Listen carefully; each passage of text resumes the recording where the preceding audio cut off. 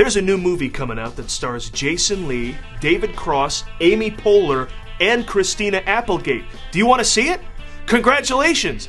You just bought a ticket to Alvin and the Chipmunks, the Squeakquel.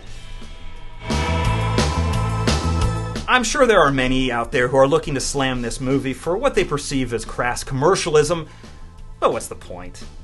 I mean, is it desecrating some kind of sacred icon? Was there a time when Alvin and the Chipmunks had street cred? Have they gone Vegas? Is that the beef? It's the Chipmunks, for God's sake. I mean, what's being sullied here? Their Christmas song? Come on. If you like the Chipmunks, go see the fucking movie. Why wouldn't you? While the title sounds like it could be a new movie rating, It's Complicated is actually the latest comedy from writer-director Nancy Meyers, which means it will probably be anything but. Anything but a comedy or anything but complicated? Pick one. The auteur of such froth fests as What Women Want, Something's Gotta Give, and The Holiday, Meyers excels at casting A-list actors like Jack Nicholson, Diane Keaton, and Mel Gibson, and sucking whatever life and interest they have out of them. Here, she cast Steve Martin, Meryl Streep, and Alec Baldwin, three of the most talented and entertaining performers on the planet. She's got her work cut out for her, but I wouldn't bet against her. Interestingly, this is the first movie ever to co-star Steve Martin and Meryl Streep, a fact which may prompt you to scratch your head and wonder what has taken Hollywood so long. This is a pairing that seemed inevitable as far back as 1979, when Streep first amazed the world with her Oscar-winning performance acting opposite Dustin Hoffman in Kramer vs. Kramer, while Martin delighted audiences playing opposite a dog named Shithead in The Jerk.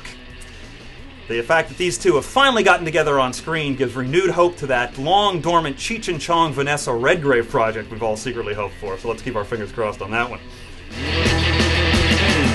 Before returning to the screen as Iron Man next summer, Robert Downey Jr. takes on another slam-bang, high-octane action role. Sherlock Holmes. In a curious move, this film takes Holmes out of the confines of his familiar study and turns him into a buff, ass-kicking, karate-chopping mofo you'd best not mess around with. This change ensures that this will definitely not be your father's Sherlock Holmes, or even Sir Arthur Conan Doyle's, for that matter. The movie will have to stand on its own merits, but I wonder what would happen if we went the other way. What if Hollywood took a renowned action hero and turned him into a dry, pokey, over-talkative super sleuth who spent most of the movie tracking clues instead of throwing punches? I don't think we'd like that very much. And finally, the Imaginarium of Dr. Parnassus, or as it's quickly becoming known, Heath Ledger's This Is It. This Terry Gilliam-directed movie represents the final filmed work of the one-time Joker and Brokeback Mountaineer. Ledger's death occurred halfway through filming, and it forced the studio to change in its end credits the claim no heartthrobs were hurt in the making of this picture. Ledger's role is overtaken at 3 separate points in the film by Johnny Depp, Jude Law, and Colin Farrell. This represents the first time one actor has required the aid of 3 to fulfill his basic functions, since Marlon Brando fell off of a chair on the set of The Island of Dr. Moreau.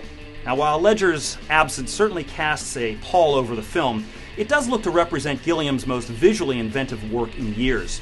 And hey, any movie that can coin the term Imaginarium has got to have something going for it.